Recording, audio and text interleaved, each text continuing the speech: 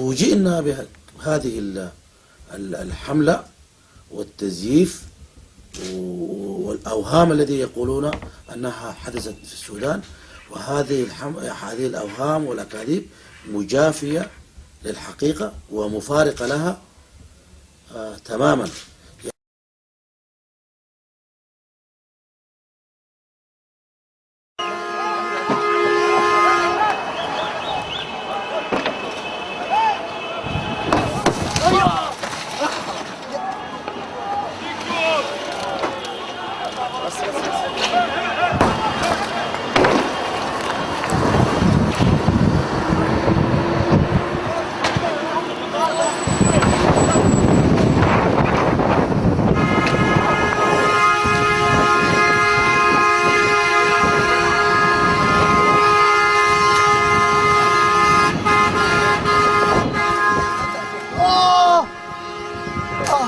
هتحصل له حاجة؟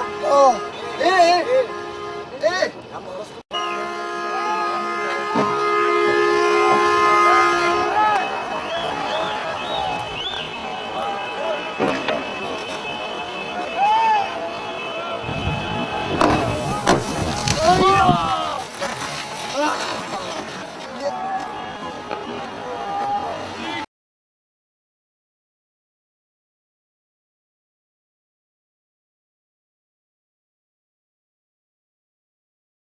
يعني من الأشياء الغريبة جدا أن هذه الأوهام والأكاذيب بنيت على أسس غير سليمة، منها شهادات. يعني الفنان الذي كان وهو أظن محمد فؤاد يشرب الشيشة النارجيلة في قهوة الساحة اللبنانية ويتصل بالقناة ويصرخ، وقبضته الشرطة السودانية، وإنما سئل قال إنه يريد أن يستعجل إرسال الطائرات من مصر. ذهبت الشرطة السودانية ودخلت المكان ووجدوا هذا الرجل المحترم يشرب في الشيشة، يتناول في الشيشة ويتصل ويصرخ الحقوني الحقوني. الشرطة قبضت، كادت أن تفتح بلاغ إزعاج سلطات. اتصل الوزير قال اتركوا هذا الأمر، قال خلاص هذه أمر رياضي لكي ما يخرج الأمر من الإطار الرياضي، اتركوه. تركوه. ذاهب إلى المطار التقاه صحفي سوداني رياضي معروف يعني خالد عز الدين، فسأله لماذا تصرخ؟ قال عشان يجيبوا لي الطيارات، يستعجلهم يجيبوا الطيارات.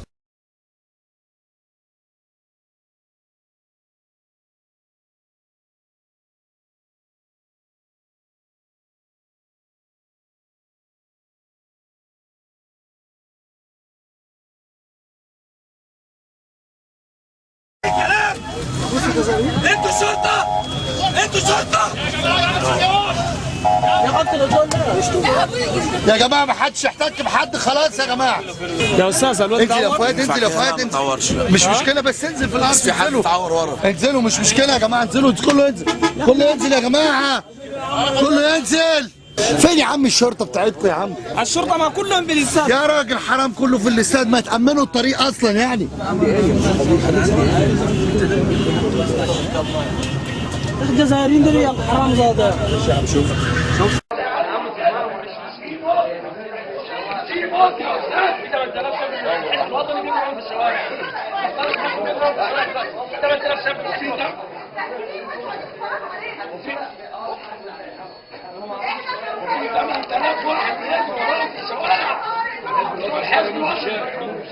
ضربوا مرمين في الشوارع، ضربوا بيجروا وراهم في الشوارع، والله بتعرفوا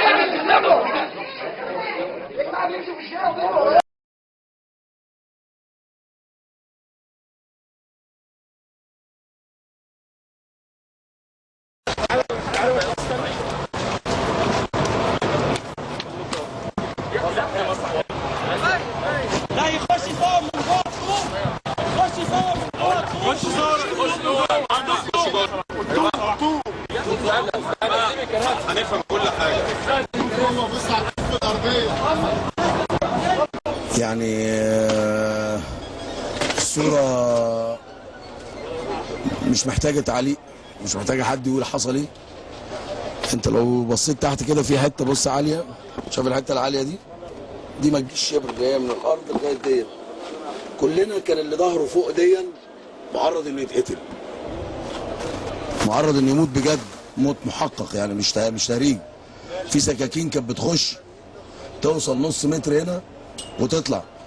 للاسف اللي وقع سكينه واحده انا هفرجها لك دلوقتي، دي اللي فلتت من واحد منهم. على جلخ مسنون على جلخ.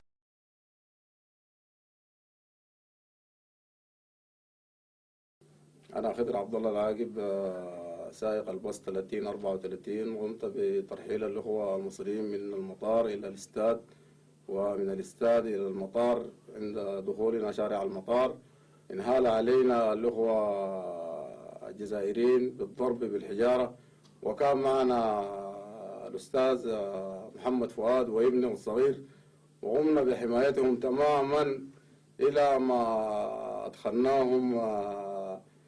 وقبل ما ندخلهم إلى مغر الأخ طارق أنزلنا رجال الشرطة اللي كانوا معنا، قاموا بحماية البص، وظللنا داخل البص طيلة ال4 ساعات إلى أن وصلنا مغر الأخ طارق.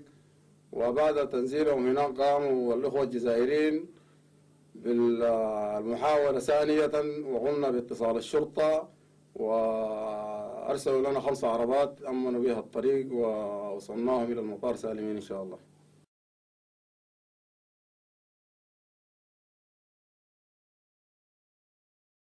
بسم الله الرحمن الرحيم. أنا عبد الغني الحاج محمد نور، سائق الباص رقم 3174.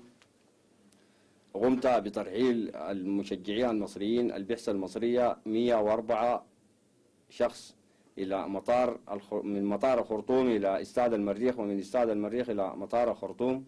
وأثناء السير في شارع المطار هجموا علينا جزائريين وهشموا جميع الباص، وبحمد الله رجال الأمن أحموا الباص حماية تامة. وبعد ذلك حضرنا إلى شركة طارق نور، ثم ذهبوا إلينا جزائريين واتصلنا برجال شرطة ال3 والحمد لله وصلونا 5 عربات وعملوا حماية تامة للمشجعين المصريين حتى رجوعهم إلى المطار، ووصلوا الطائرة بسلامة والحمد لله.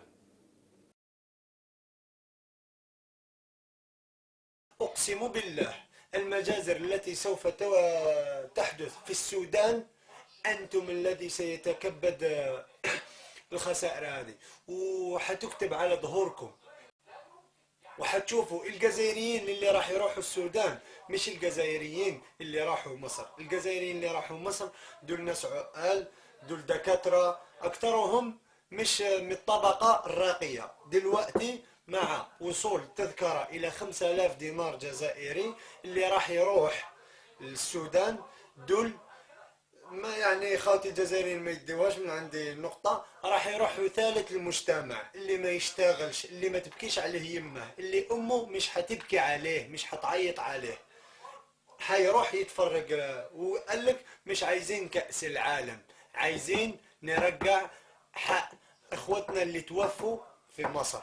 وحتشوفوا ما سمعتم به وقع في الجزائر اليوم ما هو إلا مقدمة لنهاية العلاقة الجزائرية المصرية في حرب قايمة، وإحنا إن شاء الله حنكون قد الحرب. وأنا ما بحرض أي حد، أنا مش بحرض الشعب الجزائري. الشعب الجزائري أصلا دخل الأمر دماغه، مش حينقص منها حاجة.